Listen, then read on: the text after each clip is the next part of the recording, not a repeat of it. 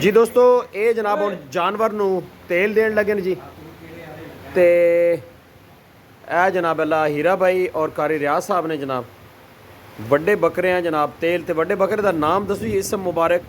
ਇਹਦਾ ਜੀ ਗੁੱਜਰ गुजर गुजर नूं तेल देण लगे ने जी। ਇਹ ਬੰਦ ਕਰ ਉਹ ਪਿਆ जी अंदर आओ जी। ਇਹ ਜੀ ਤੇਲ ਡਾਲਿਆ ਤੁਹਾਡੇ ਸਾਹਮਣੇ। अच्छा ਇਹ ਹੁਣ ਮਾਸ਼ਾਅੱਲਾ ਅਸੀਂ ਦਾਂਗੇ ਜੀ ਆਪਣੇ ਗੁੱਜਰ ਨੂੰ। जी ठीक है जी। ਚੱਲ ਇਧਰ ਆ वो तेल देख लिया नहीं आया। ਉਹ ਕਰ ਰਿਹਾ ਆ ਗਿਆ आगे आगे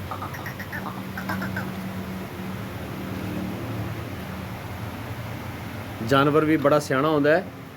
हाँ जी ਇਹ ਜੀ ਆ ਗਿਆ अच्छा ਪਰ ਇਧਰੋਂ ਮੈਨੂੰ ਰਸਤਾ ਦੇ ਦਿਓ ਮੈਂ ਇਧਰੋਂ ਦੇਣਾ।